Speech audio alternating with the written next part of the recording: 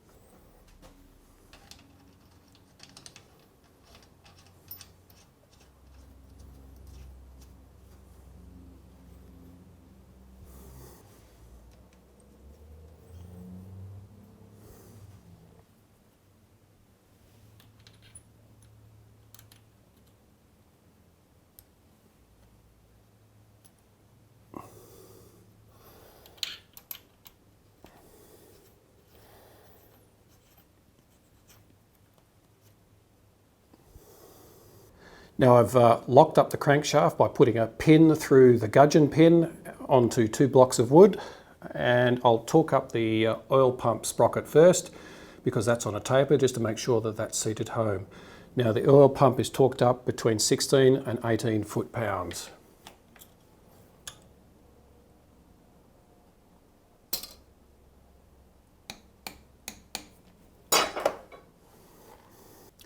Now I'll do up the crankshaft nut. I've actually remanufactured the original tool by machining 4 new pins on it and putting a sleeve inside so it actually sits properly on this center section of the parallel section of the shaft here. Hopefully this tool will do the job before it breaks. Now this nut has to be done up somewhere between 48 and 52 foot-pounds, so I've set that on my torque wrench.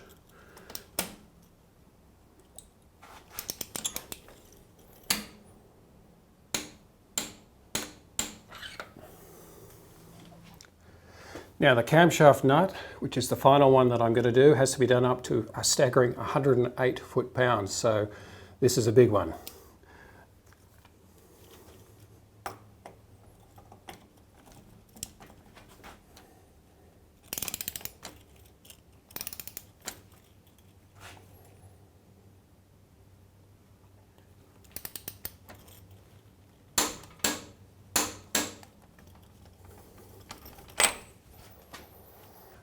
Now I'll just remove the clip on the cam chain tensioner, let that out, just center that up a little bit so that's sitting nice and evenly on the chain.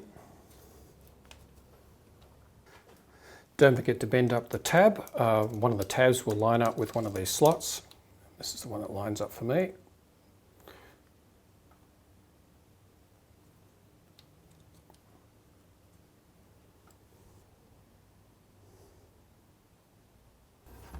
Okay, now it's time to fit the timing cover. Now I've cleaned both surfaces of the timing cover. The gasket was rather hard to get off. It's probably been on there for 10, 20 years, who knows. I use this CRC gasket stripper, and I've done a previous video on this product and it works quite well. But the secret with using this with very old gaskets, particularly these fibrous gaskets you find on Moto Guzzi's, is to give it a lot more time to work. In the case of the base gasket, and even this gasket, I put it on the night before, allowed it to soak in, put another application on in the morning, gave it another half hour, and then the gasket lifted off pretty easily with just a couple of little areas to touch up on both the crankcases and on this cover. Now the other thing to be wary of is the tacho drive here. Now there is a thrust washer top and bottom of that, so when I took that out, when I disassembled this cover, I did run the risk of that bottom washer actually dropping into the engine, which on a disassembly isn't a real problem, but if you're actually removing this for some other reason with it in the bike, just make sure that both washers are there when you reassemble it. Otherwise you may have some trouble down the track if that washer drops into something important like the cam chain. The other thing to do, I'll put some lube on this oil seal. If the oil seal looks a little sad, it's probably good insurance to replace it. Okay, now we'll refit this cover. Now before I do that, I'll just make sure I put the distributor in roughly the right place. Now I've aligned the timing marks on the camshaft. I'll just take the distributor out. Now I've already fitted a new gasket to this one. This gasket is actually a little bit hard to fit. It's slightly smaller than that. It sits in a little ring up here. So I did that off camera. And now I need to have it engaged roughly in the right spot. So not quite.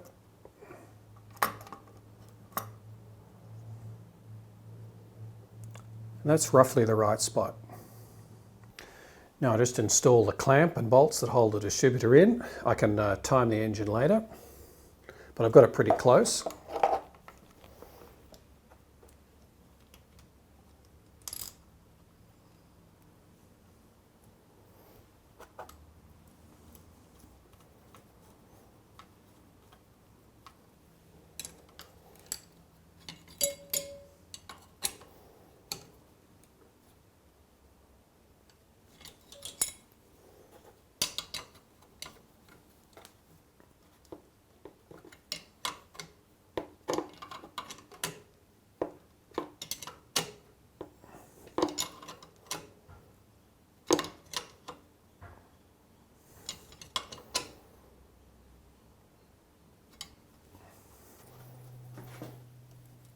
First I'll fit the gasket.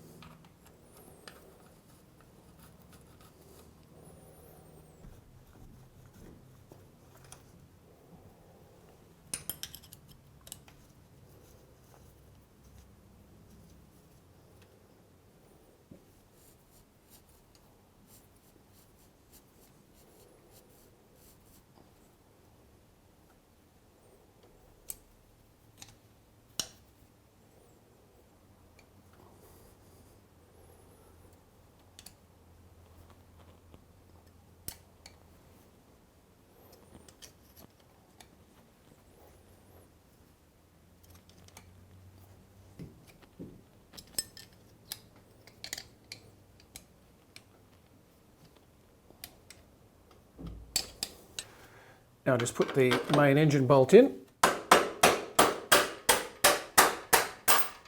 I've greased this bolt up first to make it go in a bit easier.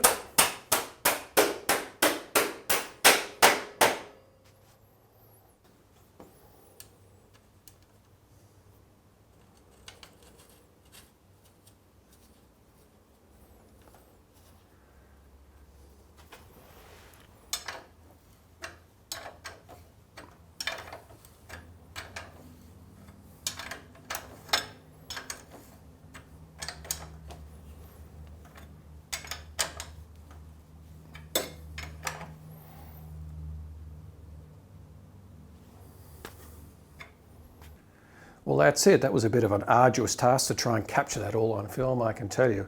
Hopefully you won't be pointing out too many mistakes to me. So that's the cam chain and sprockets refitted and torqued, and the timing cover refitted on the front, plus also reinstallation of the lower frame bolt and reinsertion of the distributor and roughly timing it. I'll time that later with a timing light if it's close. If not, I'll have to statically retime it. In the next installment, I'll be covering installing the alternator, and I'll catch you then.